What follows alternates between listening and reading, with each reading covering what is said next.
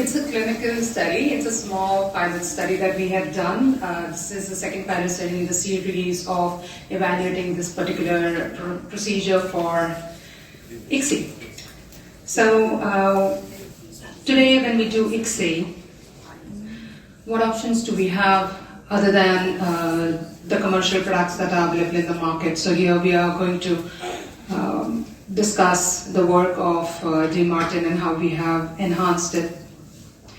So ICSI has been a process of choice, and it's not been a process of selection. It's embryologists mostly that does ICSI, and in not all centers use microfluidics for sperm selection. Or during ICSI, we only have very limited options like PICSI, hyaluron for really selecting the sperm. So here we are evaluating a method which is zero cost that reduces DNA fragmentation.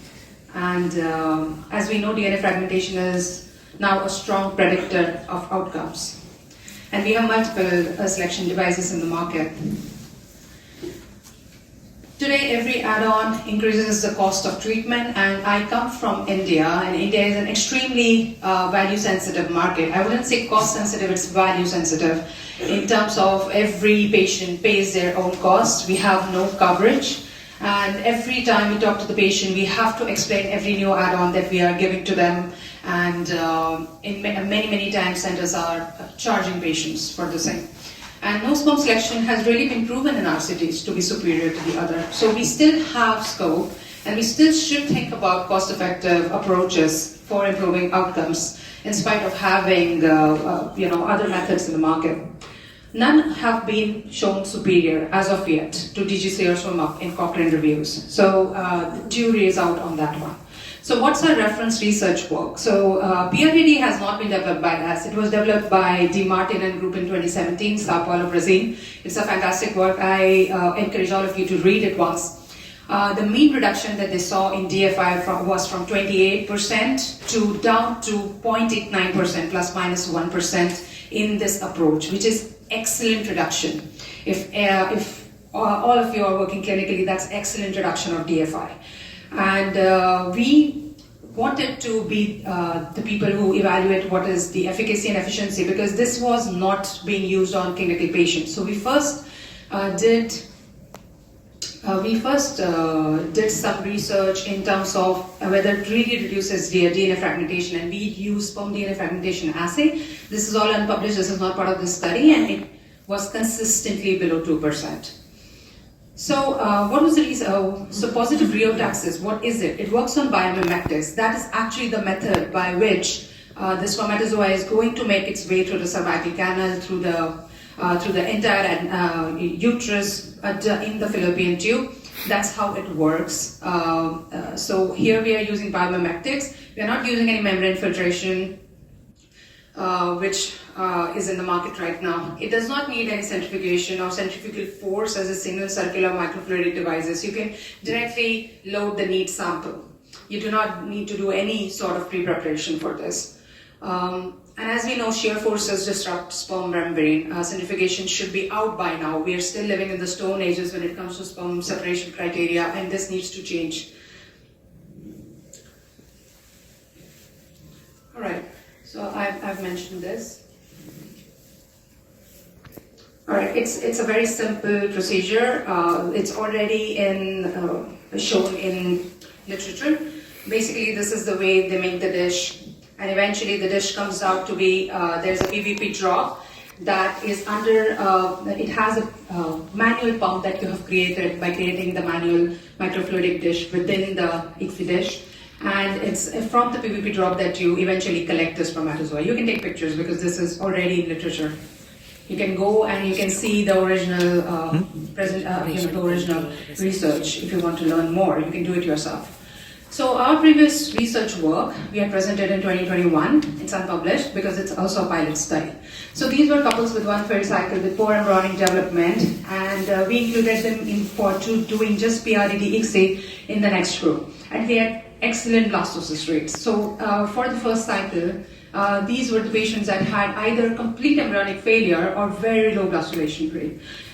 It was average 23%. After PRED-ICSI in the next cycle, it went up to 69%. The p-values were significant for blastocyst rate in this. And we had obviously no clinical pregnancy rate in the first cycles, and we had a very respectable clinical pregnancy rate in the second cycle itself, which you know from experience is not what happens with patients who have poor embryonic development in the first cycle.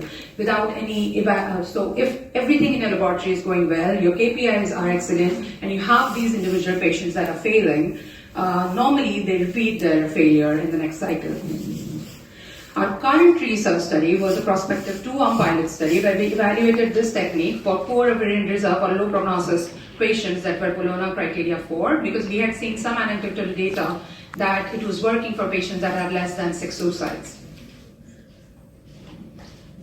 We alternated it. There was no the randomization was alternate cycle only. There was no specific algorithm. We alternated every cycle of 4 responder 4 had quality, the Bologna criteria 4, for a period of 3 months.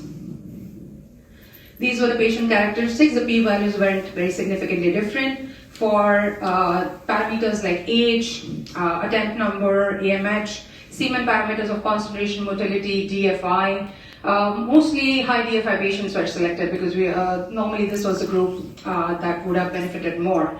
And embryology parameters were also, so in embryology parameters we don't see much of a p-value difference because again it's a pilot study, don't expect to see it, but we will look at the embryology outcomes as well. So for poor responders, the fertilization rates were slightly high, p-value was not significant, but again, this was not powered for p-value, this was powered for non-inferiority. This was only to look at whether this procedure was helping or even improving results. Day 3 cleavage rates were similar, but a little higher. Blastocyst rates were on the board, they were in the sort of higher range in PRED-ICSI. We had 47% in conventional and 64% in PRED. Clinical pregnancy rates, which we collected the data just 2 months back because there was a difference of time till this conference came over. So we were able to collect the data on CPR for the patients that had an embryo transfer. And we had 45% in conventional ICSI versus 58% in PRED-ICSI. But we'll look at numbers because the numbers are low, right? So fertilization rates, as I mentioned, the results trended higher for reutilized blastocyst rate. But I just want to look at the numbers because cycle cancellations are very frequent in the Bologna criteria 4. We only had 1 patient that cancelled an embryo transfer in PRED-ICSI versus 3 patients that are cycle cancellation due to no embryos in conventional ICSI. In day 3 embryos, in terms of gradation, we had 4 patients who had day 3 frozen embryo transfer, only grade B or lower embryos available in conventional ICSI, but we had no patients with grade B or lower embryos in the PRED-ICSI group, which I think is a good criteria to do a full study on this. And we know that poor responders really have limited modality to improve their outcomes outside the ART lab. There's a lot that is done for them from the side of stimulation, from the side of pre-treatment, but we know none of that is, a lot of it is fake news, to be very honest with you.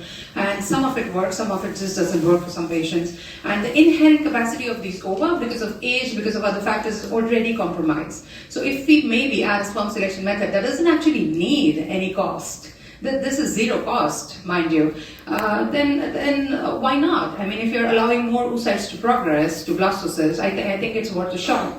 And it's been proven beneficial in previous embryonic failure patients by our group. And now we have encouraging results. And this is zero cost addition to ICSI, and it's non-invasive. You don't need anything. You can add a neat semen sample directly to the reservoir, and it should be tested against commercial methods to really see what we are offering to the patients. Thank you.